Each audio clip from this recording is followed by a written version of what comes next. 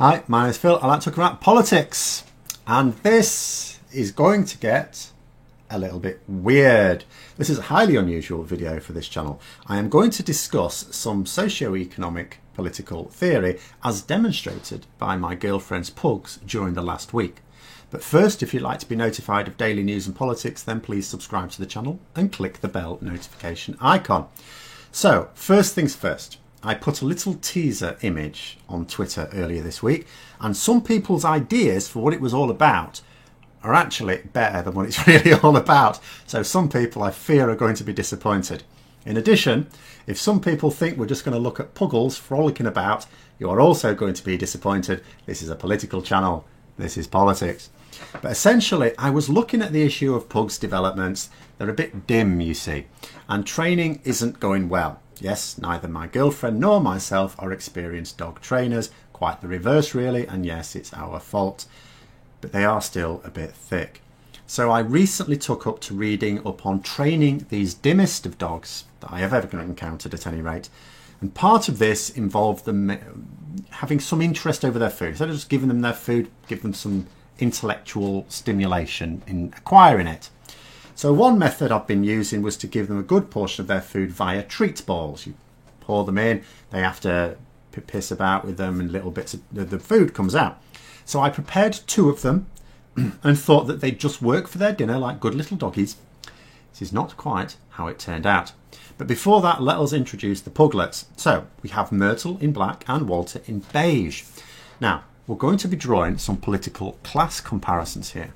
This is about socialism and capitalism, as played out by what I thought were dumb dogs who turned out to be political canine geniuses. But I don't want people drawing any other comparisons based on their particular choice of fur. I can see it coming, but no. Bad dog.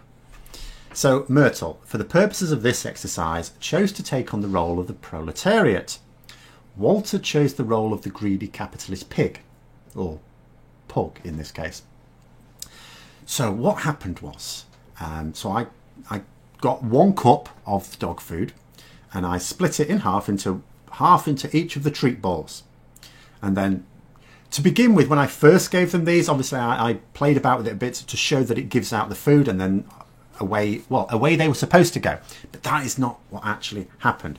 This is what sort of happens. You sort of look at this and you look at it in the background and you're thinking, Myrtle, the black pug, is doing all the work.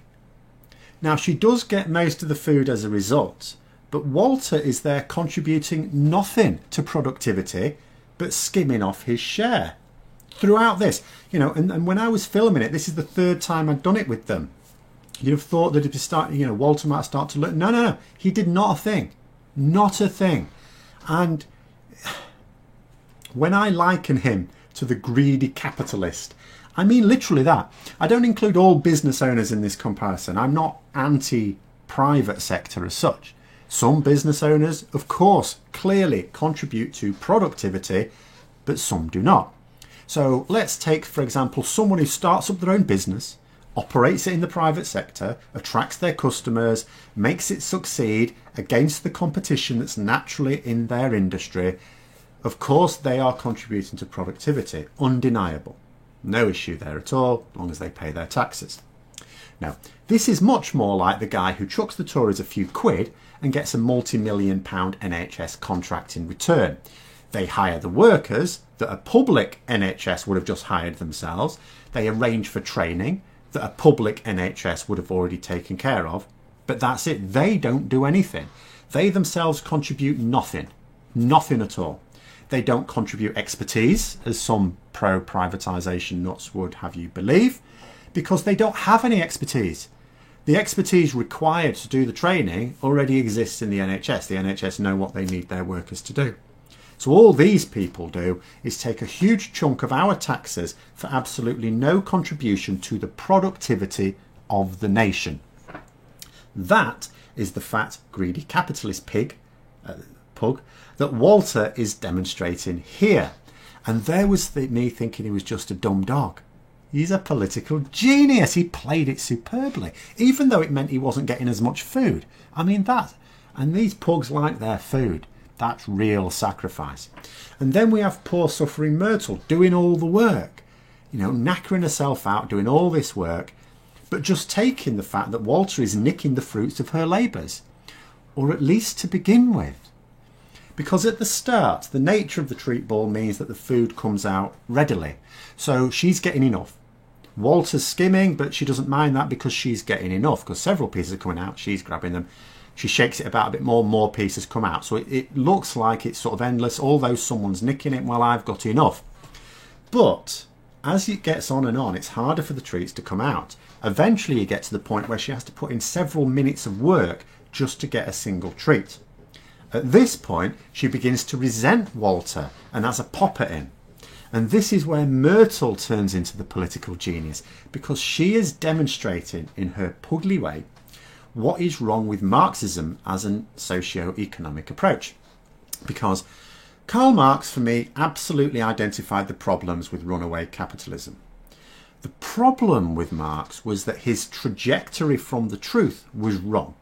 So although he can identify the problems, you can't view his ideas as solutions because his predictions were wrong. He said that the proletariat, the wage earners, would rise up against the capitalists.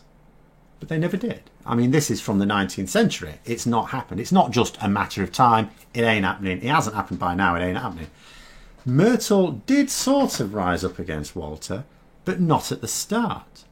Only when he was actually stealing, you know, earnings that she didn't know when the next one would be coming along. You know, but ironically, at the beginning, he was stealing more. Because if 4 treats came out, he was quite often snaffling at least 2 of them up.